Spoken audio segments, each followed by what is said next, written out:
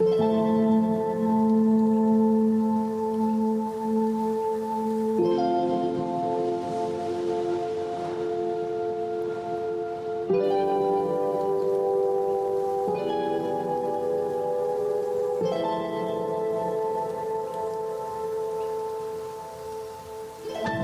name is Frater Crow, and I've always experienced life a little different than most.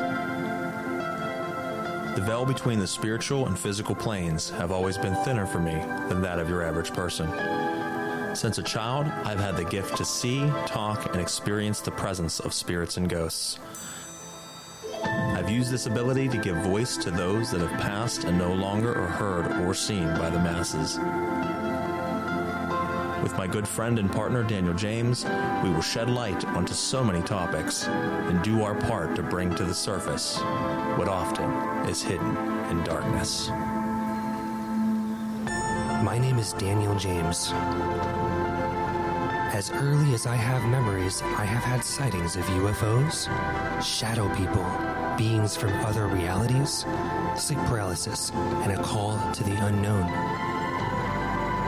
My interests in the paranormal has led me into producing films, documentaries, and web series about all of the mysteries that I chase. Now, my journey has led me here.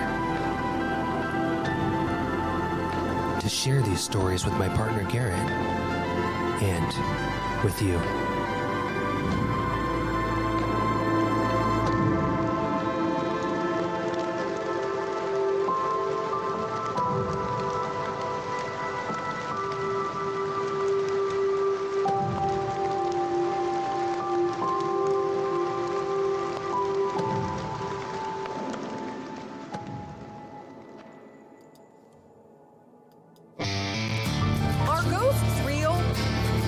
Several recent encounters suggest there might be more things in heaven and earth than we can dream of.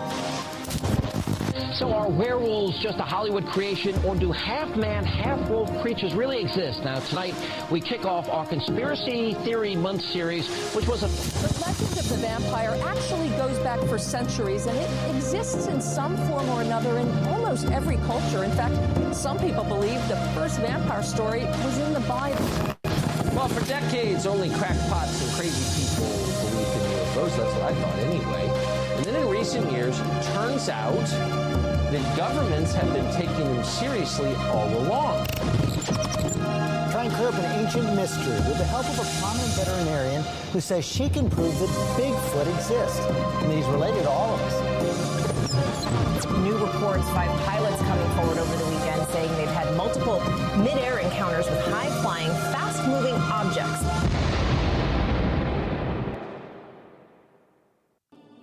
Good evening, friends, fans, family, and followers to the Season 4 premiere of Celestial Oddities Pong, Pair of Normal Guys podcast. We are very excited to be back with the season premiere and bringing you much more great content that you guys expect, and we certainly aim to deliver. As always, I am your host, Frater Crow. And I'm your co-host, Daniel James. We want to thank you for tuning in out there. One of the new announcements that some of you may be aware of, but some of you may not, is not only are we still airing across iTunes, iHeartRadio, Spotify, Deezer, Spreaker, CastBox, Google, and Amazon, and all the other audio platforms in between, but now we also are on video as well. So you can check us out on Facebook, on multiple different platforms, from the Daniel James Artist page, the Frater Crow page, personal page, the Celestial Oddities radio page, as well as Darkness and Divination Instagram, and the Knights of the Nephilim YouTube, which airs all of our shows, not only Knights of the Nephilim, but Pair of Normal Guys and Uncovering the Underground. So if you want to join us not only for audio, and want to see us as well, you want to leave us comments, please do so. We've upgraded this year. We can see your comments from all different types of platforms, answer them from here, and engage with you much more thoroughly as we always wanted to in the past. As technology advances, so do we. We always try to stay with it and be right there in the forefront with you guys. So there is a chat feature. Feel free to join us, ask us questions, and share it around. Like I said, blast this around. I know people have been anxious to catch the new season, and Daniel and I have certainly been anxious to bring it to you. So, Daniel, it's great to be back, my brother. Yeah, man, it feels good. Thank you very much for your patience, everybody, for your patience, my friend. We had originally planned on starting this season 4 a little bit sooner, but it's been a wild summer, and here we are. We are, and I'm certainly looking forward to deep diving into a bunch of different topics. And for those folks that might be new to our show, Daniel and I, throughout the season, every other Thursday night, 8:30 to 10 p.m. Eastern Standard Time, we jump into one of 3 segments of the show. We do deep dives into topics and discussions of certain content matter. Tonight will be the Russian sleep experiments. We also have a segment of the show where we interview professionals within the field of paranormal and supernatural phenomena. And then we have our specialty side branch of the show, which is called Odd World, where we take on phone calls from folks just like you from around the world to hear your strange and extraordinary stories of the unexplained. And we never know what we're going to get. And this year, I think, folks, if you're listening out there and you want to be a part of that, it's going to be much more seamless. We always did our best in the past, but we had to arrange Skype calls, and sometimes people didn't answer the call, and then the calls got crisscrossed, and it was always very hard to maintain that. This new platform is much, much easier. So we can put you on, put you off. It's going to be very, very nice. And for anybody out there listening that has a story that would want to share it either coming on live, or you would like to send it to us in text and have us read it off over the airwaves, we would be glad to do so. Daniel and I hypothesize on what maybe has happened and give some of our theories and input. That's right. Now, tonight is going to be an awesome first episode. We're going to talk about a story that, has some certain elements of truth to it. Whether the story itself is true or not, we'll jump into and talk a little bit about. But whether this story is true, there has been many experiments like this been done on human beings over time, and that's what we're going to dive a little bit into tonight. But as always, we want to thank you guys for tuning in, being patient, and we'll go ahead and kick off with a brand new season. Daniel, any words before we start? I just want to say, hey, Lyra, thank you for being here in the chat. We can see you. Anybody that wants to message us, say hello, we can see that live. So welcome to the chat. Welcome to the stream. We're very happy to be back here, season 4. And I can't wait to talk about something really weird. Absolutely. Well, let's jump into it. So for the folks that don't know about the Russian sleep experiments, this is actually a story that popped up in 2010 on Creepypasta, which actually was a site before Creepypasta. And, they share stories on there, some true, some maybe not. But the story's premises is supposed to take place in the late 1940s in Soviet Russia, where prisoners of war of the Russian soldiers were given an opportunity that if they went through a sleep experiment and stayed up for a very extended long period of time and made it through, that they would be granted freedom. Now, this sleep experiment was to test different types of stimulants on these individuals to try to find a way where the Russians could get ahead of the other countries during the war and be able to find a stimulant to give to their soldiers that would keep them up for prolonged periods, being more effective, being able to conquer more and do more. This is not uncommon. Actually, there has been many nations who have talked about giving stimulants to their soldiers, whether they knew or not, they were given to them, and would stay up for 2 days or so at a time, 2-3 days before crashing, but they would be able to fight through the night and so forth. Now, the first few days of this experiment, obviously these people were happy to jump on it. They were prisoners of war, so yeah, give me a chance to, all I have to do is stay up and then I can be free. Well, that was the case, and the stimulant was given not as a pill, not as an injection, but as a gas form. And there was 5 subjects picked total, and they were put into a room that was shut off and sealed. No one could come in or out. They were given enough food for well over a month for all 5 of them. They were given a restroom, but other than that, it was their beds, their restroom, and their food, and that was it.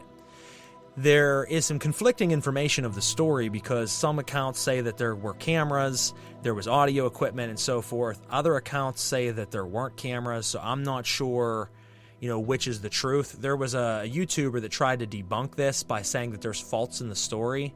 But one of the faults he said, which I didn't quite understand, is he said that they couldn't have had cameras in 1940 because they didn't exist. Cameras were made in 1880. So I'm really not sure what that was about, but he tried. So, the first 3 days were absolutely fine. First 3 days, everything was normal. Obviously chit-chat and maybe some weird behavior, but nothing out of the ordinary. The 4-day marker, they all started to, for some reason, tell about violent stories and traumatic incidences of their past. So they were prisoners of war. They've seen a lot of catastrophic things. But for some reason, all around the same time period at day 4, they all started to want to share their war stories and their traumatic events that happened to them as children and things that they've seen throughout their life.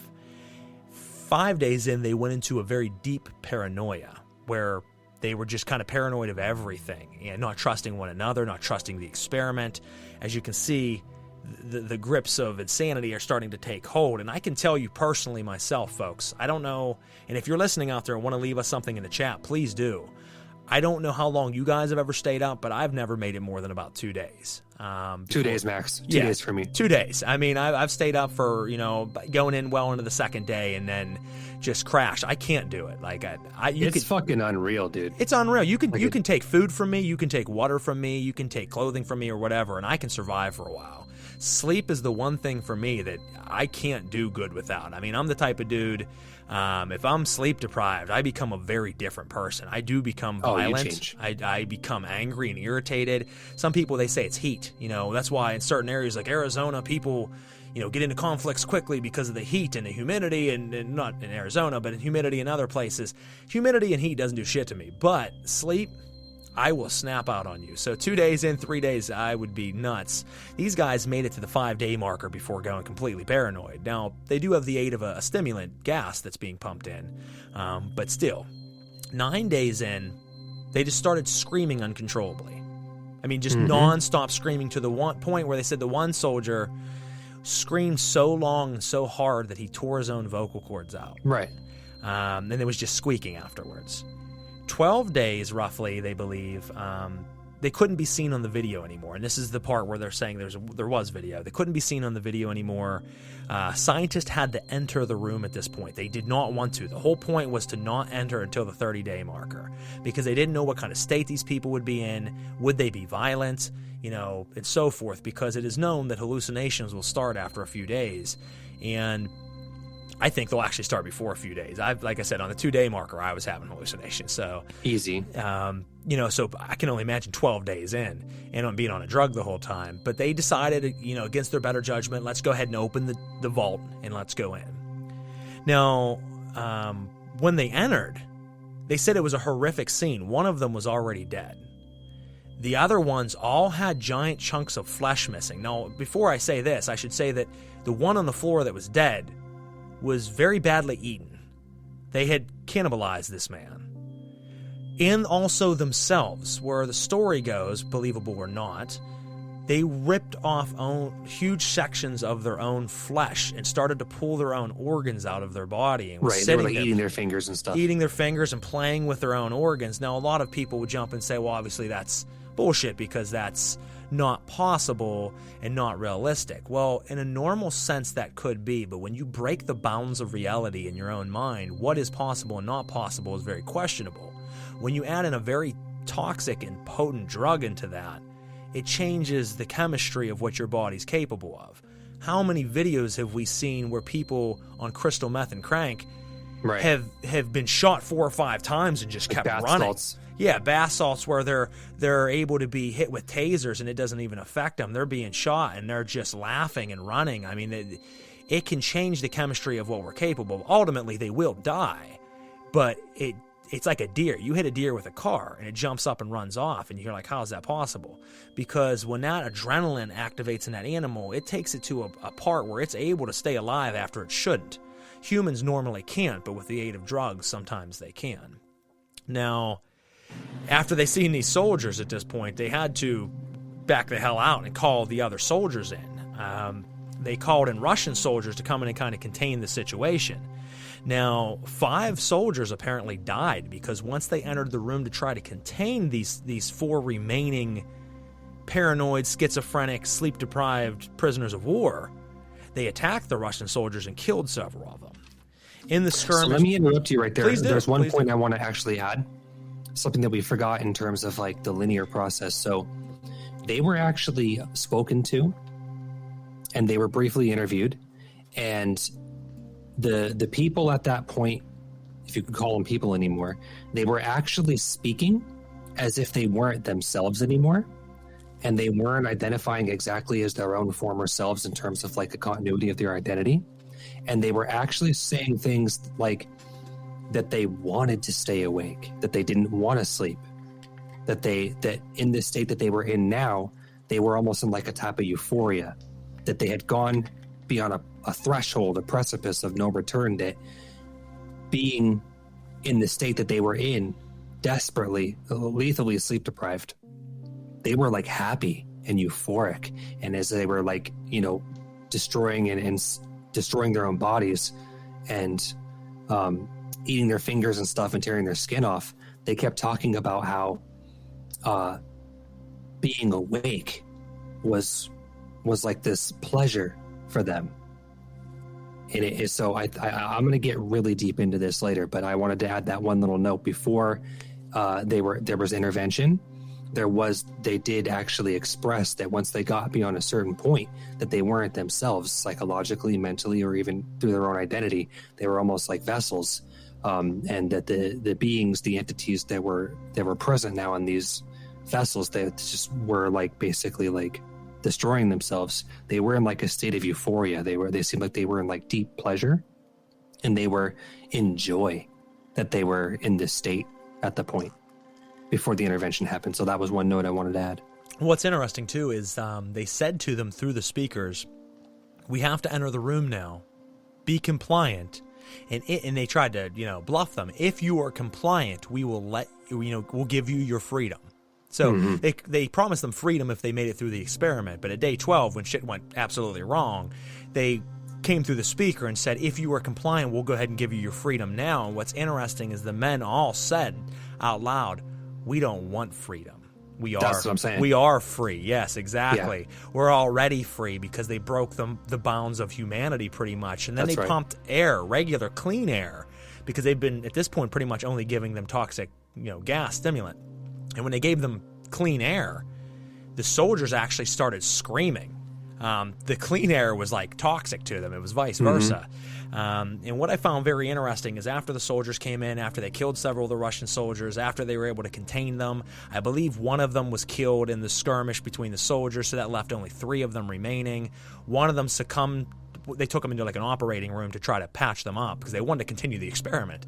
Once they took them into the room to try to patch them up, one died on the table. The second one they were able to patch up, but then I believe he attacked one of the doctors or something along those lines, and they end up putting him down. And then same thing with the last one. The last one, as they were operating him, supposedly, they were putting the organs back inside of him and sewing him up, and he was laughing the whole time. He found it hilarious. And they said he was actually looking at the nurse and winking at her and flirting with her. Meanwhile, his organs are hanging out of his body, and the story supposedly goes that she was so disturbed by this because you're looking at this man that should be dead. This should be in extreme pain, and he's laughing and giggling and flirting. So it was very interesting. But one of the things to finish out my portion of the story is what they said. They said, what are you? Because at this point, they were no longer looking at them like humans. They looked at these prisoners of war and says, what are you? And the response given was, have you forgotten so easily? We are the madness that lurks within you all, begging to be freed from the depths of your animal minds. That was the statement they gave, and I love that. And I think there's something to be said there, because a take that I can give for the folks listening out there is, as most of you know if you listen to past seasons, I am a ceremonial magician or ceremonial practitioner. I'm an occultist, and I work with a lot of different spiritual energies and currents. There's often the debate of, are these entities real, and meaning external from us? Are they internal pieces of our psychological genetic makeup? Are they pieces of the collective unconscious? What are they? And I've always given the synopsis of they're both.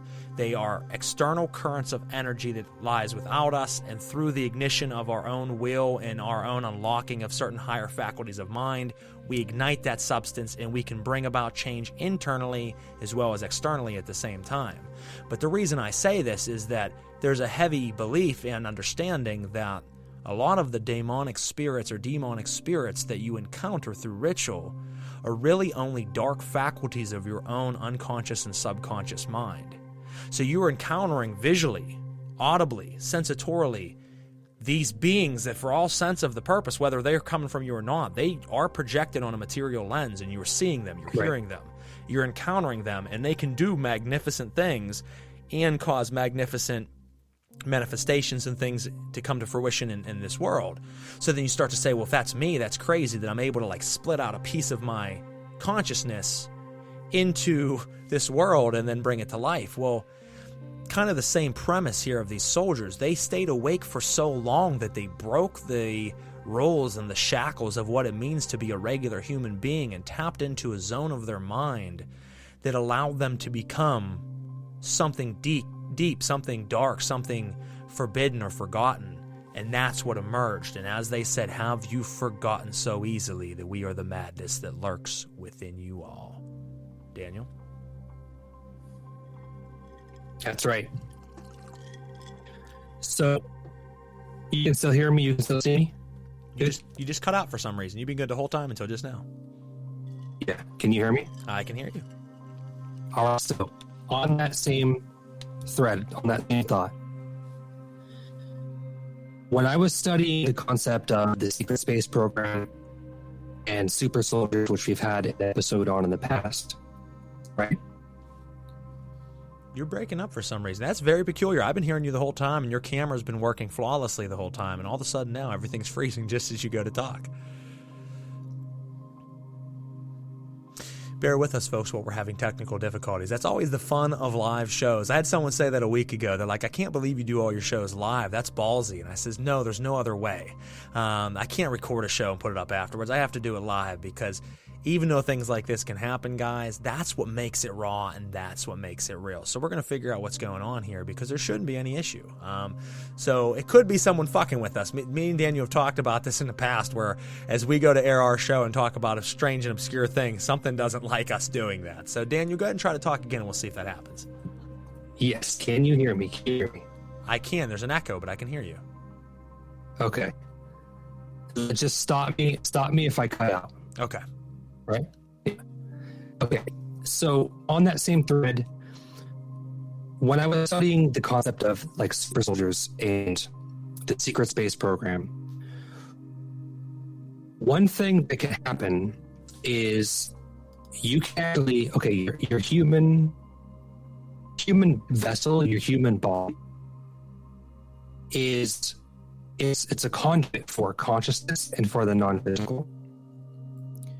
Which means that, like, Daniel James is actually a consciousness that's downloaded into the physical avatar. I'm getting hold on a second, Daniel. I'm getting some comments here saying it's breaking up really bad, and then I got another comment here, which makes no sense, Daniel. I know this is our first episode, but I've ran 9 episodes of Knights of the Nephilim from people all over the world so far, and there hasn't been a single hitch until tonight. That's why I say I think something's fucking with us. And then I got another comment here saying little choppy on this side. Guys, we're not sure why that's happened, and please, if someone can leave me a comment, is it both of us or is it just Daniel? Telling you, Dan, forces that be, brother. Yeah, it's like my internet. It must be my internet. I don't know. My speed's just totally tanked. Yeah, like I checked my connection, and it's like I don't have like the bandwidth to stream like this right now. Huh? It's based on my speed. Yeah, because I got some. I have 2 comments that came and says just Daniel. That's strange. Yeah, because it shouldn't really pull that much bandwidth from you, like I said, because it's done it pretty good for everyone else. But like I said, it could be a force beyond us that is pulling the strings. Well, folks, we're going to try. What I'm going to do, I don't know if it'll make any difference. It shouldn't. I'm going to eliminate anything else that I got going on here. So I have the ambient music in the background. I'm going to go ahead and cut that. See if that helps give any more power to it. I think it might just be on your end, Daniel, like you said. But let's go ahead and try that one more time. Yeah, I'm just looking at my internet speeds. And I also see my connection to the server that hosts our chat as well. So I get something in the evening where I live. I'm in a small town. And we have something called network traffic where after like 7:30, 8 o'clock, my internet speed just totally tank. Makes sense, though. You have a lot of people coming home from work, so it like triples how many people or quadruples how many people were like searching Facebook and watching YouTube and porn and, you know, everything else. So, So much porn. there's a lot of porn but, watching you know, right now. Internet, yeah, but it's called network traffic, and basically like internet companies, they can do something called throttling. So what they do is if they can actually tell what everybody on their network is doing, if they're gaming, if they're streaming video like this, or if they're just watching Netflix, they can tell what the draw is. And live streaming is one of the biggest draws. So they'll tank your internet speed and throttle it for people that are streaming like Netflix and Hulu and Amazon and stuff. We could try one thing. I heard you pretty good there. There's a couple little breakups, but I heard you. Wonder if we could try something, folks. And bear with us out there. If you're hearing it and you're saying there's some technical difficulties, you know, give us a moment. Daniel, I hate to say this. Let's try something. Because, yeah, it is actually, I'm looking right now. There's a panel I just opened up, and it shows the connectivity of us. Right now, I'm on 5 bars. You're on 1. Right. So if I go, and I think you might only be able to do it from your end, there's a way of only coming through audio, I believe, and cutting the video. I hate to say to do that, but for tonight, if it's not working, maybe you can cut your video and only be audio. I don't know if that would still work, and it might cut down because obviously video pulls more than audio does. I don't think I can do that. Yeah. I don't think I can do that on my end. Yeah, I'm not like doing anything else in my house that would be like a draw on my internet from my house. The thing is the network traffic. Just from like living in a residential, my internet provider throttles the internet, so if I'm streaming, it probably like choked me out. Well, let's try this real quick. If I click this, that's only for me. It doesn't do it for you. Well, shit, I was going to say I can maybe try to kick off your video just while you do the talking portion and then bring you back on in between. It's a little odd, but when I click the video thing, it only kicks my video off. So I'm still on audio-wise, as you can see, but I'm not on video-wise, but it doesn't let me do it for you. Let me try one thing as well.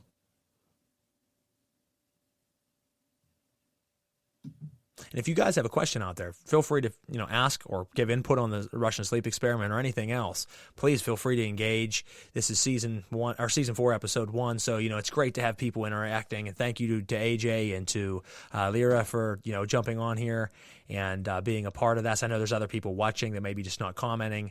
It's always fun, like I said, to get hit with the surprises that we have to work with. It's always something new. But that's okay. I would still pick this any day over the fucking phone calls that we had to do on Skype because that shit was crazy. Yeah, those were a nightmare. I was always stressed. I'm not stressed anymore. I was like One stressed thing out. that always happened, like we couldn't hang up the calls either. We have to like end call and recall each other. Yeah, like our caller would be done, and we'd be like, all right, we got to end the entire call. And I'd have to cut Daniel off and the caller off and then call them back. It sucked. I never have to do that again, which is really, really nice. So thank you to the techies out there that have created such platforms like this. Yeah. Now, Daniel, I hear you pretty good right now, so let's go ahead and pick that back up, and we'll just cross our fingers. Right. So, in regards to what I was saying is that, okay, so the human body, it's like an avatar. Like the human body is like an avatar. And that means that we're actually downloading our own consciousness into the body, from another realm, in a sense. So if Daniel James is downloaded into my physical body, then there are actually things that you can do or things that can be done to you that will actually fractalize your mind. And you can actually break the mind and break the connection that you have from your consciousness to your body. You can actually fracture that, like mind fracturing. And this is often done through people who get like extremely intoxicated. You're on heavy drugs, psychedelics. Oftentimes people who abuse psychedelics and plant medicines can happen to them too. But specifically like in the secret space programs and the super soldier programs, what they can do is they can fracture your mind and partition your consciousness. And they do that through a variety of different things, like sleep deprivation is one of them. Sleep deprivation is one of them to fracture the mind, but also they use, forced use of psychedelics, certain drugs, trauma, unfortunately, physical trauma that puts the body into such sort of an sensory overload physically can actually fracture your mind, and they can create partitions. So this moves your consciousness out of the vessel so that something else can come in. Or alternatively, instead of something else coming in by fracturing the mind, but they can also just create partitions where multiple versions of you are almost like a hard drive that's partitioned. Multiple versions of you are actually in this, in your vessel, which is just an avatar that supports consciousness, like a machine that you can download consciousness into. So what my theory is that they actually traumatized the soldiers so much that they created what's called as mind fractures, where basically they broke the person's consciousness and separated it from the physical vessel. And whoever those people were, whoever those soldiers were, before they went beyond a certain point into this experiment, I believe that they were mind fractured, their consciousness left. And when the consciousness leaves, almost like a resident, like an inhabitant into the vessel, then the vessel still, if it's not dead, it's open now. It's open real estate. So if a physical person, their consciousness leaves the body from trauma or sleep deprivation or psychedelics or drug use, intoxication, anything that can break the consciousness out of the body, and the body still lives, that body is an empty vessel, and anything that knows how can just walk right in. They can step in. And I think that when someone is going through an extreme amount of trauma, which is what that amount of sleep deprivation is a certain degree of trauma, I think they mind fractured. I think their souls, their consciousnesses, they left, and those vessels were probably targets. They were probably beacons for certain entities, astral parasites, whatever people's definitions are. But there are all kinds of things like that oftentimes prey on people that are in states of trauma and can literally, for lack of a better term, possess them, which I would call this type of possession. I would call it less of a possession and more of like a walk-in type of idea, where the soldiers' consciousness left from the sleep deprivation and the trauma that their bodies went through. The spirit goes to a certain point where it can't take it. It's almost like dying. So the consciousness left, then that body, in a sense, like an invitation, AJ, that body then is an open vessel for anything that knows how to inhabit it, how to take it over, how to step in, how to walk in, how to possess it, how to download in there. And so those beings that the scientists were then communicating to after the what I call like a mind fracture happened, those beings were other entities that stepped in, that possessed the vessel, that took it over.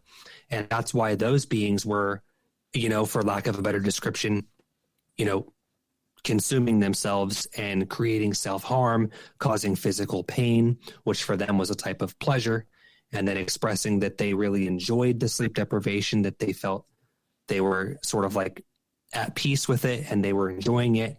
Their characters changed, their personalities changed. They certainly weren't themselves, because I'm speculating here, but I believe that entities from another plane just saw those vessels open, and they were already of a frequency match in terms of like vibration attracts like vibration. Those people, those soldiers, those vessels were already so traumatized to a point that they are only going to attract. I mean, we're not attracting fucking angels here. Let's be honest. That sort of vibration, that sort of state of being, that state of trauma only tends to attract a certain type of entity, correct, a certain type of being. So then now let's say that soldier, that person, they fracture, they break, their soul, their consciousness leaves, but the body stays alive. They just walk in. They just take over. Now they're inhabiting that vessel and they're enjoying what's happening to it. They're enjoying the self-inflicted pain, the trauma, the, mutilating themselves, the sleep deprivation, which creates its own, physical trauma on the body. And so basically my speech here is that I believe what happened was that those people just left their bodies and entities that are attracted to that type of circumstance, that type of trauma, that type of low vibrational frequency, they literally possess the vessels, and whatever those beings were, whatever those entities were that were in the bodies beyond that point of no return for the soldiers through the experiment, these are entities now that are, it's just enjoying the opportunity to be in the 3D in a free body that, for lack of a better description, was basically just an open machine for the taking. I think it's a very good point. And I mean, we've talked about, and folks, Daniel and I have covered extensive amount of subjects, from shadow beings to cryptids and everything in between. I mean, we can go over sometime some of our past topics if you guys don't know, so you can go back and check them out, because we've talked about a lot. But one thing that we found very reminiscent of all people who have encountered shadow beings and sleep paralysis is usually some type of trauma or some type of sadness, sorrow, or depression in their life. So people who are alcoholics a lot of times experience shadow beings. People who were molested or raped experience shadow beings. People who are depressed and suicidal experience shadow beings. Now, there are people out there that won't admit to those things because they don't like to admit their own weaknesses. So they'll say, well, I've experienced them and I've never seen them. You might be lying to yourself, and that might be part of the problem. There are people out there who have experienced them that don't have those symptoms. So it's not 100%, but I noticed that time and time again, the phone calls we've gotten, the reports we've gotten, and people I've interviewed and talked to have that in common. Now, you push someone's mind to the breaking point of 12 days of no sleep. Like I said, Daniel and I had said 2 days for us before we just passed out and blacked out. Imagine staying up 6 times that long.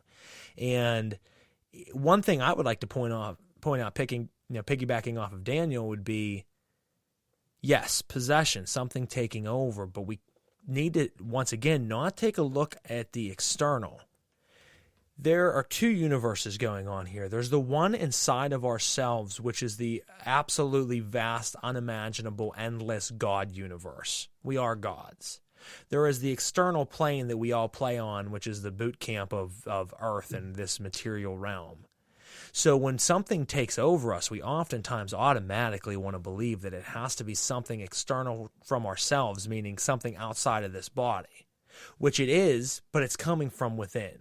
So when you get to those darker channels of your mind, when you go 12 days of no sleep, when you start to crack and fractalize your personal egoic psyche from your animalistic self and higher spirit, and you start to section off those pieces of what and who you are. Right. Pieces awake inside of you that are very different than what you would distinguish as yourself, but might be lower vibrational pieces of yourself. As I mentioned, prior to this, that demons a lot of times are fractals of ourself. Now, they might be very independent of us. They might hurt things. They might hurt you. But when you, go inside of yourself, it's the vastest world you could ever possibly enter into. It's much more vast than this world of externality. So we have to look at that as Daniel said, these beings took over, these soldiers. They pushed back into themselves their ego, who they were, their character. And there's different stages of possession, and we're not going to go into all that tonight, but there's different levels of possession. And as a ritualist and as someone who works very much with darker spirits, I do allow self-possession of different entities where they will overtake me and they will actually have control of me, but I still am there. But you're pushed back to different degrees of self where they might be operating through you, but you are still there. Now, you have to go through extreme methods of self-hypnagogic trance, meditation to be able to achieve these levels usually, unless something just overtakes you. So I can't speak from a perspective of someone who has been traumatized by massive lack of sleep. But I would imagine that's a very crude form of just doing this faster. Instead of having to go through months or years of hypnagogic trance and meditation, right? Go 12 days without sleep, and it just slices your identity in half, and you're gone. So when these things came through, a lot of times these things will thrive on pain, sorrow, and any type of lower vibrational act. So ripping out their own skin caused pain and sorrow. The fear caused by the scientists and soldiers when they came into the room feeds them. The saying that, like, we don't want to be free. They don't need to be free, because even if the vessel dies, they still exist. So once that soldier, that prisoner of war dies, that person no longer exists as that character. But the beings that you're seeing come through that character are very much still alive in the same people that are in fear looking at them. As they said, we exist inside all of you. But most of us just never get to that frequency that they come alive. So as they come out, go ahead and kill me. Go ahead and do whatever you want, because you can't end me. You can only end the vessel that I inhabit. And I think that is very much, in this case, if it is to be believed, that is what happened, is these pieces of ourself, but also something very much beyond ourself. You have to define that line of, when you say yourself, what do you mean? Do you mean the character of Frater Crow? Or do you mean the essence of really what I am beyond the flesh, because I'm something so much greater that inhabits everything in existence, the God force? So, I mean, it's a very interesting subject and topic. And as I said at the beginning, whether this is true or not, this specific story, it's very much true, because someone could say, well, this is bullshit and it never happened. Maybe this specific tale, where it gives details of 5 men and their organs, maybe that didn't happen. But let's take a look at Nazi Germany.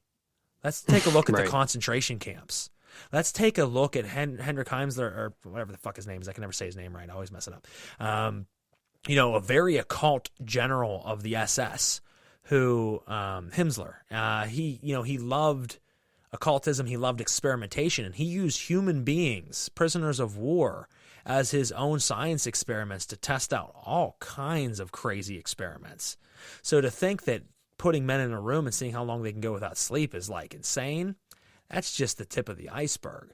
And this has been done time and time again. We know for a fact there's been experiments here on our own home soil in the United States where they fed prisoners LSD in very, very high amounts to see what the human mind could handle and what that level of opening the mind up would do to someone. Could they open up, supernatural powers? That has been done. That's accounted for. That's documented. This isn't fabrication. This is things that have happened in history. So it's not a far skip and a jump to say that they've done a lot of sleep experiments on people, and I'm sure much, much worse. I mean, look at the MK Ultra programs, and look at the Super Space, program, Super Soldiers programs, where they're breaking you of your humanity to open up what's beyond that, and that's what happened to these soldiers. Totally, absolutely, and I mean, with that being said, that this particular experiment's like small potatoes compared to some of the things that we do and have done and probably still do. To our own soldiers or to our own civilians, using the same type of, in a sense, technology to basically hack the mind and hack the body. So that's what it is. And I mean, we have a comment here saying handing over your frontal lobe for a while, and that's what it is. I mean, for anybody who's ever experienced possession, and I mean, most people haven't, but for anybody who has, it is a very obscure and interesting thing, every time it happens, but certainly at the beginning. And you are still very much seated inside yourself, but you take a back seat. You're no longer driving. You just go climb in the back of your car, and now someone else is driving and you're watching. You're still there. You can still yell out. You can still slap the driver and say, hey, you're going the wrong fucking way. But you're no longer the one holding the steering wheel. And it can be very interesting at first, and depending upon the level of the being you're working with or the matter of how this fractalization happened, whether self-induced or, as I said, just chopped from you, that can depend on how much control these type of beings, take of us. And it's a very scary thing. Obviously all 5 of these people were said to have died or have been shot. There was actually the final one, they said, was shot by one of the soldiers because he was so terrified of this prisoner of war that he shot him.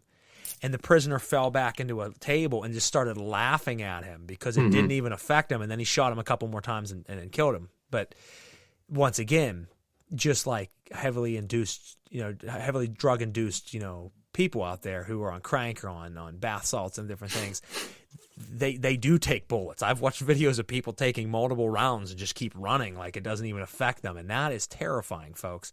But it goes to show you how much power we truly have within us, depending upon what we tap into. Let's take a look at some of these comments here. And I've been throwing them up on the screen, but I'm going to read a couple off because we have several came up here. I said something about we're all gods, and Faith here said, I am a goddess. We're all gods and goddesses. It just depends on what degree that you tap into. In theory, all of us are, whether you ever do anything to enhance that or not, but there's certainly ways of enhancing that beyond the normal populace of mundane humanity. We don't know as humans that we are gods, which is the following statement from her. Open your mind and open your potential. We have been created as slaves, but we are ascending as gods. We are, but there's multiple levels to that, like I said. And I'm a person that believes we should experiment with how deep we can go into our own mind, but in ways that are a little less severe. But not necessarily. I mean, some of the methods I use are pretty intense, but I'm not going to stay up for 12 days, folks. It just isn't going to happen. But I mean, that goes to show you why in the grimoires do they talk about a specific, and I've talked about this, ad nauseum, about the fact that even though I am a devil worshiper and even though I practice dark arts, I follow the grimoire guidelines, which a lot of Satanists and devil worshipers will cast out and say, that's bullshit because I don't do these practices. That's more of a Christian thing. No, it's not. As David Rankin and I talked about on a recent episode of Knights of the Nephilim, there's reasons that before you summon these beings or summon aspects of your deep subconscious, that you will purify. You take a purifying bath of certain salts and things, that you fast and don't eat for a certain period of time, that you abstain from sex and from ejaculating for a certain period of time, that you, and this, we didn't talk about this on our show with me and him, but there are other grimoires that talk about, instead of getting well rested in sleep, they talk about the opposite. They say that for a week prior to ritual, you should only get 3 or 4 hours of sleep every night. So by the time you perform ritual, you are tapped into some type of zone of your mind that no one else can tap into. But you're purified. You're tapped in. You saved up the dragon force energy of sexual energy inside you. All of these things allow you to open astral gates to realms that normal human beings can't tap into. And really, that's the premise of this story, that they did in a way against their will, even though they volunteered because of freedom, waving the carrot in front of the horse. They were never going to be given freedom. Even if they would have made it to 30 days, they would have shot them at the end and buried them. Easy. Yeah, so I mean, that was like a given. They were just dumb to think that they would ever be given freedom. But, it is sad that these type of things happen. Right now, folks, I hope you know, and I'll let Daniel, say anything he would like to say. Right now, as we are having this show, and Daniel and I are just, jamming out on our conversations and what we believe, and while you guys are leaving comments and listening in, there are individuals locked in chambers right now as test subjects, having horrific things done to them by other individuals that are using them as science experiments. That's happening right now as we speak. And that is sad, but that is the grim reality of this world. And that will always be the grim reality of this world. So we need to take a time to appreciate that, not say it's a good thing, but appreciate the fact that, we are where we are, and that you have the freedom that you have, and that you get to choose how you tap into those deeper aspects and not have someone do it for you. Right. I agree. And, similar to the protocols, we'll call them protocols, that you have before going into any sort of exercise or invitation, for channelers, like I can channel, I know how to channel. I used to be a channeler. But it's a similar thing where you're inviting the consciousness of another being or another entity or another aspect of yourself into the forefront. And you're allowing it to use your physical vessel as a conduit to express an alternate consciousness, an alternate entity through. And, most channelers who know what they're doing and care about their bodies and their safeties and want to have a positive, holistic sort of engagement, they'll do a cleansing protocol. And whether it's sort of like a rhythmic breathing or a series of visualizations, a lot of people work with crystals or minerals or grounding techniques. Everybody has like a type of protocol that they would do before they allow their physical vessel to be used by another entity to bring through another consciousness. So I liked what you said about, that sort of exercise, almost like a ceremony that you have working up to a ceremony. Like we had a comment here that Lyra said, the sacrifice, that sort of action, that exercise of all of the things you do in your protocol before you work with that being or that entity or that current. I can appreciate that because, like I said, for channelers, although it only takes maybe a few minutes for us to cleanse and prepare, we all sort of, in a sense, have that sort of exercise to prepare us, to work with spirit. Well, it's really like, so that was cool that you mentioned that. Yeah, it's like we're tuning forks. We Right. are receivers and projectors of frequency, as you and I have talked about, extensively. And sometimes to get your tool, your vessel, your body, your mind to a certain frequency, you have to do certain things. And as you said, a lot of times if you're working with an angelic being of sorts or a very high divinity, you have to be very pure. I mean, this isn't like, right. And once again, people will be like, it's Christian belief. No, that's not. That's just how things work. Right. You're working with something higher, you have to elevate your frequency. It's just fucking common sense. But when you want to work with darker things, and that's not to say that certain daemons or demons that you don't have to be very in tune to do it, but we're not talking, what came through these prisoners of war wasn't like your Ashmodei or, Belial or these other type of king demons that people recognize. These were, as Daniel said, parasitic entities, which I consider to be the real demons. You can call these other spirits that are guiders of humanity that will help you demons when really they're old pagan gods and things that people, can summon. They were enlighteners of humanity, the fallen, the Totally. watcher angels. No, I'm talking about the things beyond that. I'm talking about the things that look at us like snacks that do still exist out there, the astral parasites, which are the true demons, and they will attach and they will come through. And oftentimes, as we talked about with sleep paralysis and shadow beings, you have to be at a lower vibration to open the doorway to let them in. Sometimes they'll find their way in on their own, but you are the doorway, and you choose if you open it, shut it, throw it wide open, kick the fucker down. And a lot of times, people who do extensive drug abuse, if you're constantly high, you're constantly drunk, and you're just abusing the shit out of your mind and body, you are a wide open fucking doorway for You're all these creating a leeches. vibrational frequency that they're attracted to. So I actually want to touch on that real quick. Please do. Just for Lyra and Faith. Lyra and Faith, if you're both still watching, I wanted to acknowledge you that you mentioned shadow people. And one thing I wanted to just remark on what Frater's saying is that shadow people are an entire race of beings. Yes. Just like you and I, just like humans. They have an organized civilization. They have buildings. They have structures. They have transportation. They have a way of life. They have a sustenance and a food source. So the shadow people, like I mentioned, they are a total species. Okay. And they just so happen to be a race of beings that are attracted to 3D or third density beings like us that are in a lower vibrational frequency. So like Frater said, if you're somebody who's, abusing drugs, somebody who's drunk and high all the time, this more often than not can create a sort of negative lower vibrational oscillation in your frequency. It doesn't necessarily lower your consciousness, but it lowers the vibrational rate of your 3D reality. And generally speaking, when you're in these ranges, right, you're having more negative emotions, fear, anxiety, stress, anger, hate, self-worth problems, guilt, remorse, all of these words that I'm using. These are measurably lower vibrational frequencies than that of love and joy and gratitude and appreciation. Those types of energies, those types of emotions have a frequency to them. So the shadow people, like I mentioned, they are a structured, organized race of beings just like humans. They just exist in another frequency. They exist in another version of reality that we don't perceive with our 3D senses, but they're still there. They're still very real, just like you and I. And the shadow people are oftentimes seen in places that have had a history of trauma. They've had a history of, tragedy, and they generally do sort of hang around people that abuse their bodies. They're in toxic relationships. Maybe they're having a really negative, hard week because work, your car broke down, you're having medical issues, whatever it is, it puts you in a negative vibrational frequency.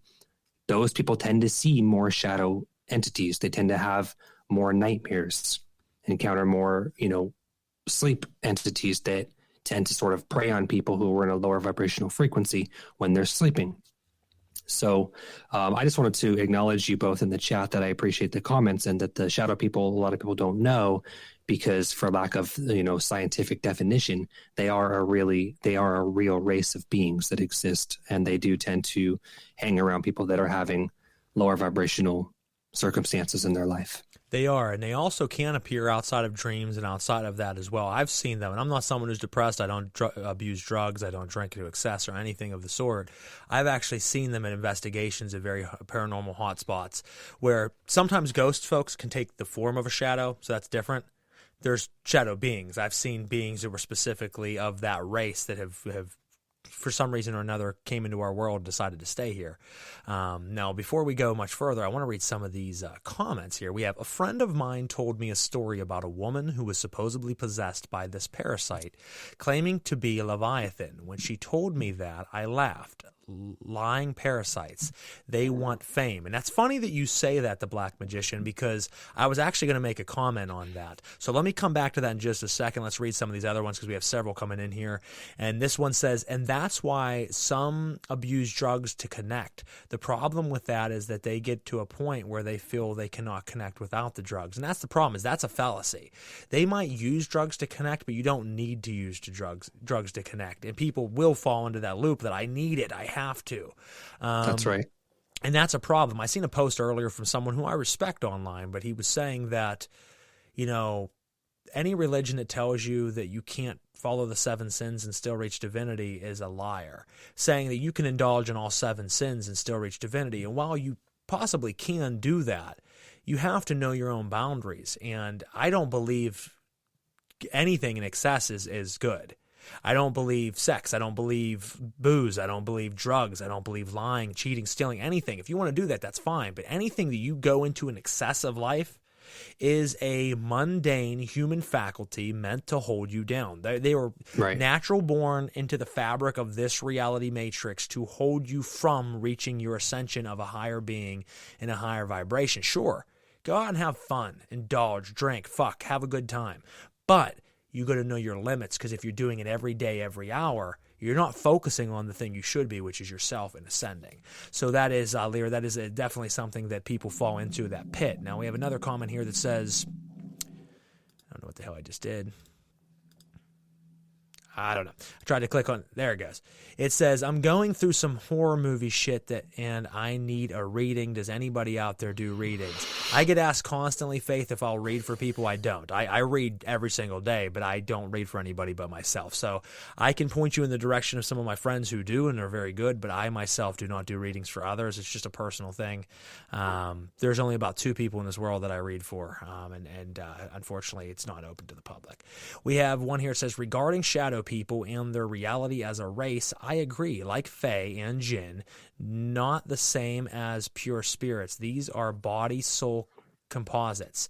Now, this comes from the Black Magician, and I want to go back to that first thing that you mentioned, that these parasitic entities, or as Candace above, who I threw the comment on there, I believe, and if I didn't, I'll throw it on here now. She said the comment of the astral larva, and that's very important because these are very real things. And what happens is a lot of occultists actually have never came into contact with any god form or any daemon or any demon. Well, traditionally like Belial or anything. They've come into contact with astral larva, and these larvae tell you that they're gods. This is a very common thing, and David Rankin and I on Knights of the Nephilim talked specifically about this, that is actually one of the reasons you do cast a circle, you do use a triangle manifestation, you bathe. One of the things we said about the people really don't realize, self-confession. Now, people say self-confession? That is a very, biblical, religious thing. No, it isn't. You standing and facing yourself and naming out the sins that you've committed and facing it gets it out of you. You're no longer holding that back. It's no longer a darker aspect. And as you get that out, that's the shit that these type of beings feed off of. And when you throw that out there and you no longer feel guilty and you faced it and you've accepted it, it gives them less to grab onto. You're a slippy surface and they can't grab on. But astral larvae, folks, are very real. And as the Black Magician had put, someone said that they were talking about Leviathan. Well, here's the problem, I would say. 1, they most likely weren't, and they were talking to a larva of some sort. 2, you don't talk to Leviathan. Leviathan truly is an aspect of the collective unconscious and subconscious of your mind. Unlike some of these other entities that can take shape as a being, you might conjure Leviathan and he shows up as a being, but let me tell you, Leviathan is symbolic of the darker unconscious mind. That's what Leviathan has been given, a form and a name. All that stands for, folks, is the dark recesses of your mind. Leviathan's not a being. If anything, he's an egregoric being because people believe he's real, just like Lucifer. But he is just a construct. Now, we have some other comments pouring in here. Regarding, we already read that one. I'll embrace the shadow, folks. You should embrace the shadow. Shadow work's the most important thing and most powerful thing you could ever do. If you can't accept yourself and face yourself, why face anything else? Eliphas Levi. People don't read The Doctrine and Ritual of Transcendental Magic. It's one of the best books that's ever been written, Black Magician. Eliphas Levi, as anybody knows who follows me, is my top 3 best writers of all time. I mean, for me, it's Eliphas Levi, Manly P. Hall, and Aldous Huxley are the 3 absolute fucking geniuses. Now, I would go into Paracelsus and obviously Plato and Pythagoras and people like that as well, but those 3 specifically for me have really changed my life. If you can't face yourself, what makes you think you can face God? Well, that's what I was just saying, Larry. If you don't face the inner aspects of yourself, you're always going to hold yourself back from your full potential. You have to unleash those sides, whether you do it through meditation, through yoga, through ceremonial magic or ritual magic, through pagan practices, whether you do it through hallucinogenics. That's a great way of doing it. I'm a big advocate for plant medicine and using psilocybin mushrooms and things like that. Point behind me. Even though these ones here, folks, don't let me mislead you. That's not psilocybin. That's muscimol. That's the Amanita muscaria, fly agaric toadstool family. But that is also the fruit of the gods. And that's actually what you're staring at behind me, for those that don't know. That one right there and there. It's really hard to do that backwards. That's Jesus Christ. And what people are like, what do you mean that's Jesus Christ? What people don't know is Christianity, and this isn't a theory, this is true.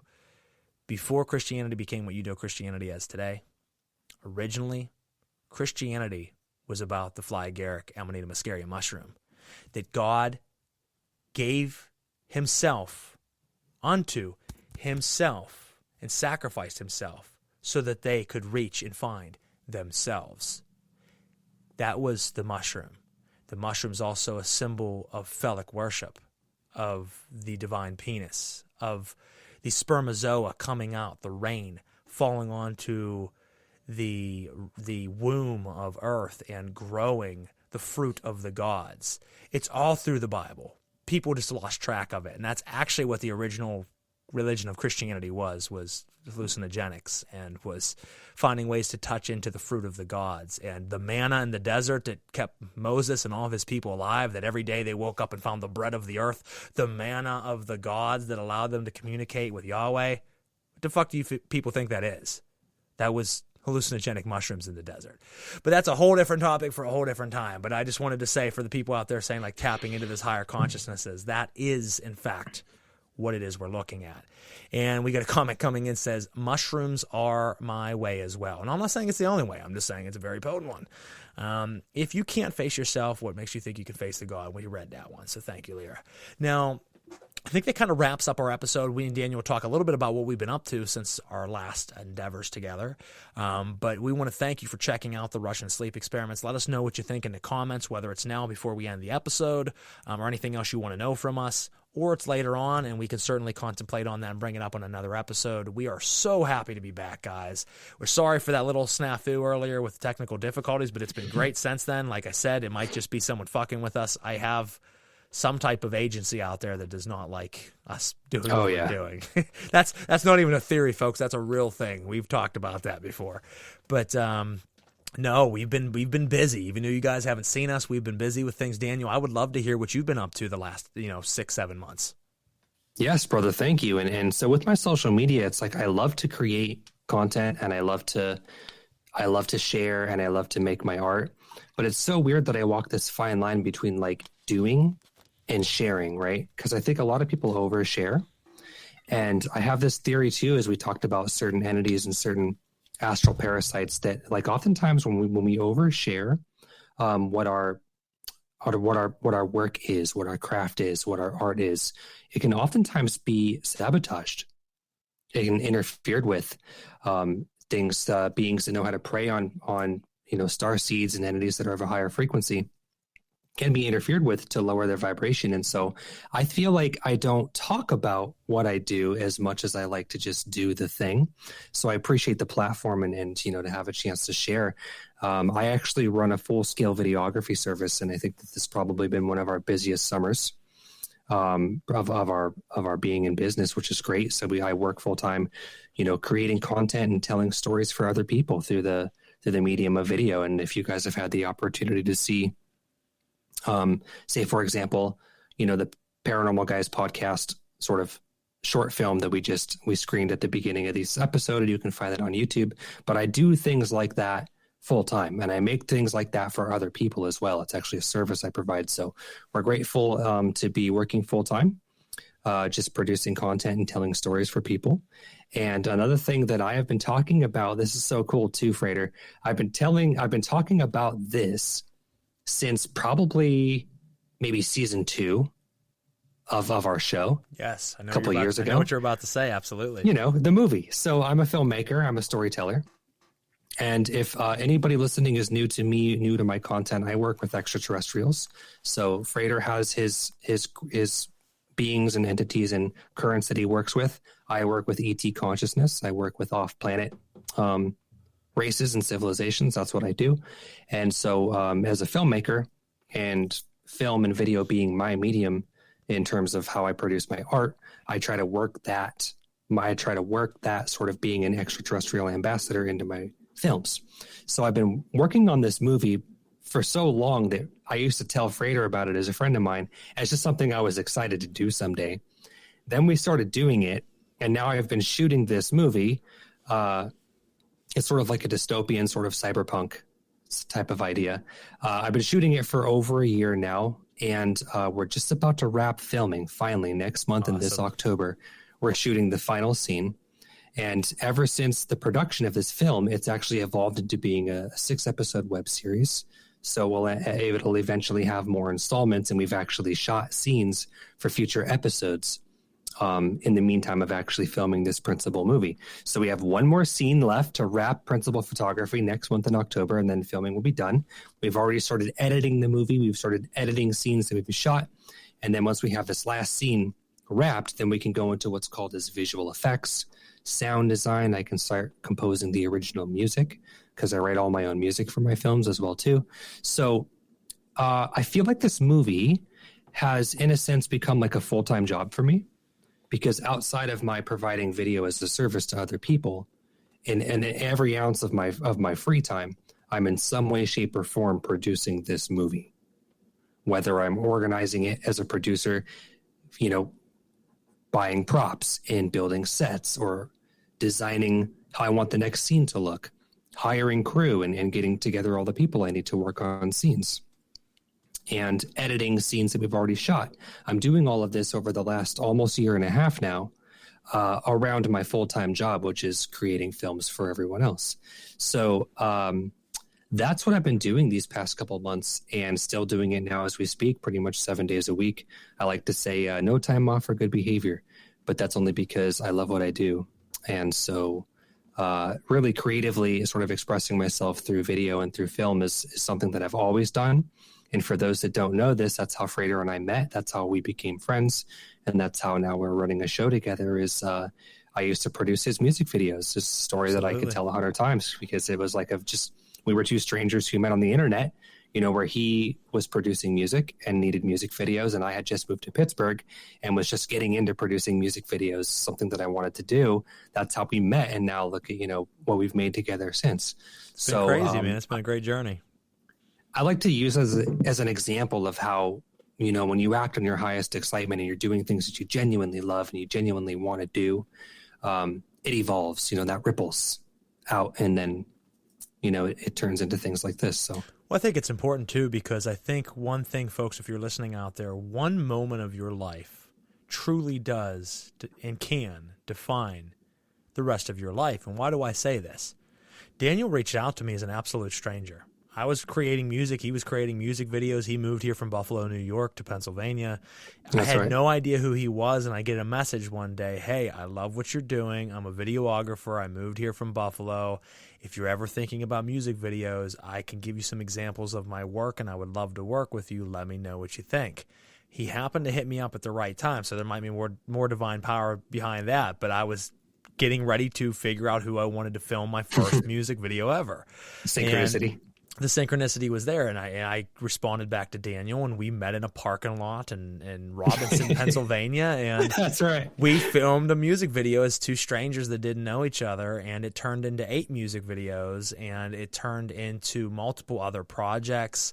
It turned into a paranormal or cryptid documentary that we put out 2 years ago. It turned into the infomercial or commercial that you see at the beginning of this show, and it turned into the last 4 or 5 years of Pong, Paranormal Guys, and it's been dozens upon dozens of hours of conversation into the paranormal and metaphysical, and so many of you have found us, so many of you have reached out, and I want to thank all of you. The amount of outpouring that I got over the last 6 months of people saying, when is the show coming back? Where are you guys at? I love what you do. People I've never come across. I just got a comment or two a night or two ago that said, I love you guys, and I listen to you every day going to work. And it was from a woman who added me that I thought she added me because of the occult. I had no idea she knew who it was. I found out she loves both, but that's how she found us, was through this show. But I have heard dozens and dozens of people tell me that their drive to work and their drive home from work is Daniel and I.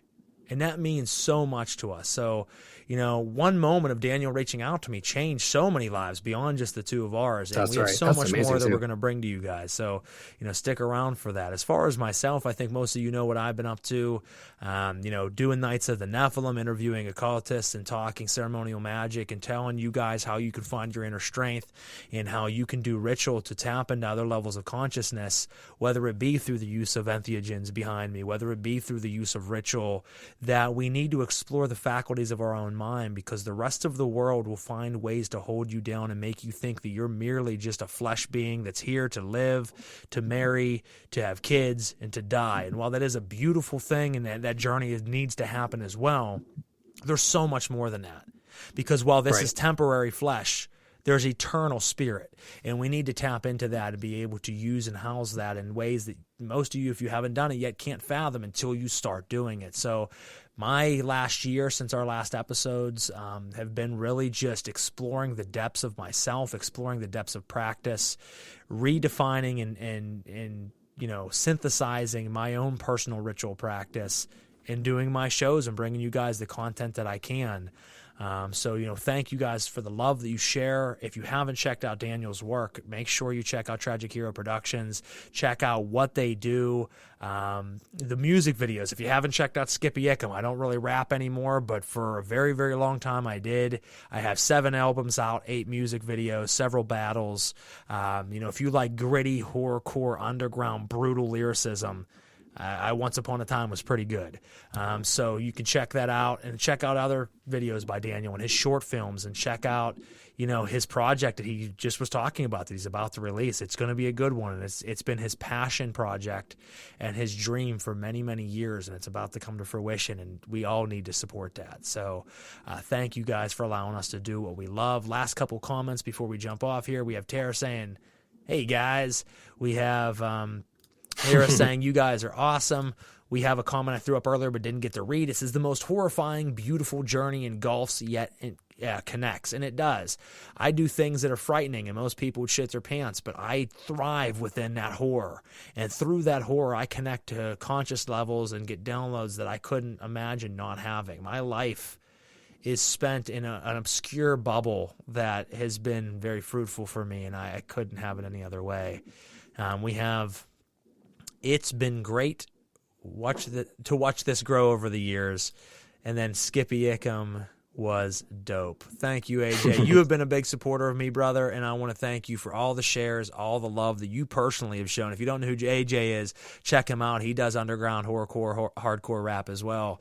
And make sure you support him and support anybody out there doing what they love to do, as that is very important. As I've always said, You all are the lifeblood of what keeps us doing what we love to do.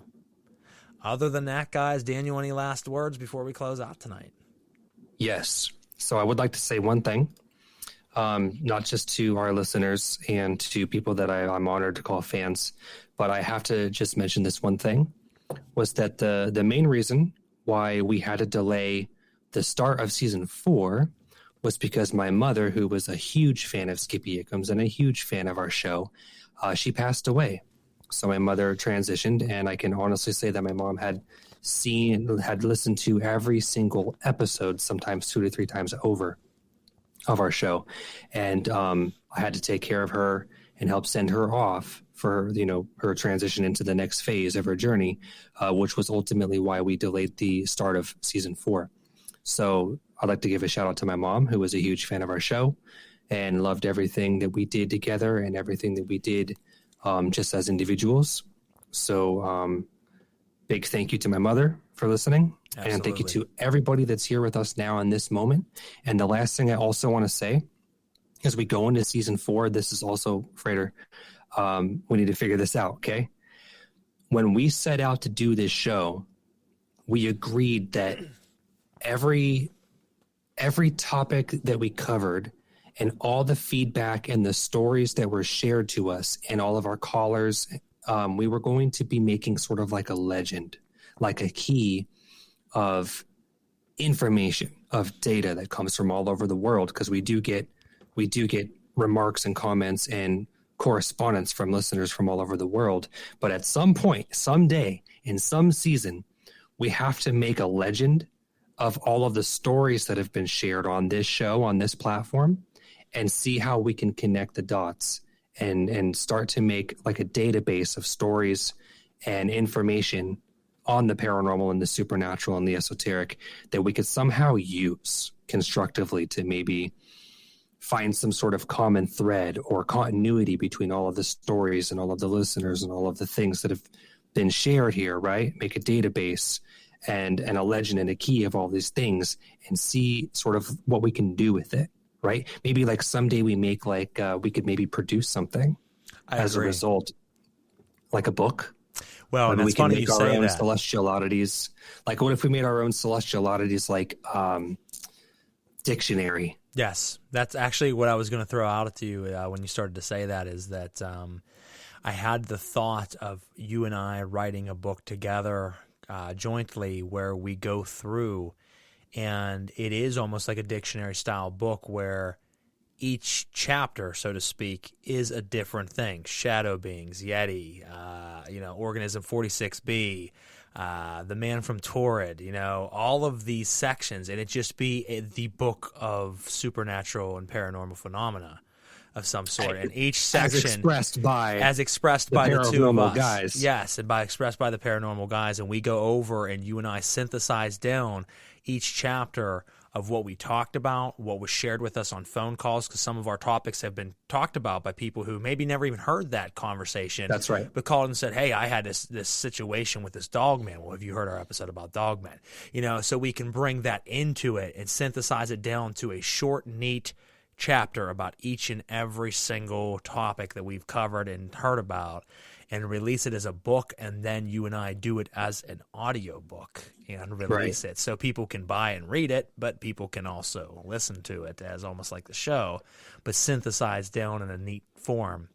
Because some people love to hear us just scab out for an hour and a half. Some people want to hear an hour and a half of a solid book where they're like, holy shit, in the last hour and a half, I heard about 25 subjects. That is something I think we can do, folks, and your support would help. And now when the time comes, we might have to do a GoFundMe account of things, because there's a lot of expenses. And Daniel and I aren't worried about making money. We don't give a shit about that. Right. But what we do want to do is be able to afford and have the necessities of being able to do the things that we envision for you guys. So if we can do that, we can do it. And an opportunity for volunteers, okay? So here's where I'm getting at with this. So when you and I first started this show years ago, like what year was it, 19, 18? I don't remember. 20? Was it 2020? It might have been 19, 20. I think it was 19. Yeah, 19, I think. One of our original ideas, what we wanted to create, like, some sense of continuity between all of the stories in the general realm of the supernatural and the esoteric. We wanted to create like a database of stories and then see if there was some sort of missing puzzle piece in all of this raw data in this sort of topic in this field that we could use to maybe bridge a certain gap. And one thing that we're going to need, right, is we actually probably have to transcribe all these episodes. Or at the very least, we need to go back through all the seasons and make a database of the stories and the things that people shared when they called in and the discussions that happened on our interview episodes, not just the topics that you and I sort of provided and discussed, but all of the data that we've harvested and collected from our audience too, from stories that have been shared and from the call-in episodes. All of that needs to, in a sense, get categorized. It needs to get logged, organized, and categorized so that we can start going through it with like a different perspective and looking for common threads and synchronicities and how they all sort of connect, especially when you have like stories coming in from other parts of the world and different cultures and stuff. I think that's important. You said the key word volunteers. So if any of you guys out there are listening and say, you know what, I might be useful, can't guarantee that we have a spot for you, but we can certainly fill you out and talk to you and see if maybe it's a good fit. And if so, we would love your help. I mean, this isn't something, like I said, we do for fame or money. We do this to get the right information out to the right people. Same thing as Knights of the Nephilim. I've had people give me opportunities to be bigger than I am right now that I didn't take advantage of because I didn't want to be the puppet under anybody else's strings but our own. We want to do what we do, how we do it, and we want to give you 100% authentic us. And we'll never be anything but us. I don't care about any contracts or anything like that, neither does Daniel. We want to give you guys the raw information. And anybody else out there that's on the page with us and wants to help us, please do, because we can make a difference. We can make a book, an audio book, a data catalog of all the things we've heard and experienced. We can continue to make seasons of this and talk about every single subject you guys want to talk about.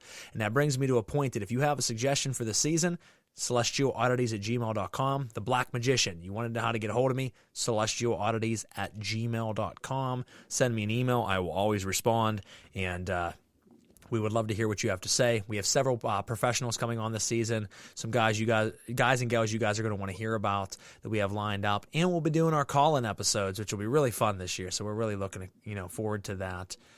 And other than that, we have a lot planned. So kick back and be ready for it, guys. Share it around. And in 2 weeks, what's the date? 2 weeks, the 28th of September, we will bring you our next episode. I'm not telling you what it is yet, but we'll announce it soon. Be watching out for it. Make sure you support our pages and, share it around. And real quick, we want to say thank you or hello. We threw another comment up there. Good evening to you as well. You caught us just at the end. But thank you for tuning in. As always, guys, it is an absolute pleasure. We love you. And we'll catch you next time on Paranormal Guys Podcast. You guys take care. Thank you, guys.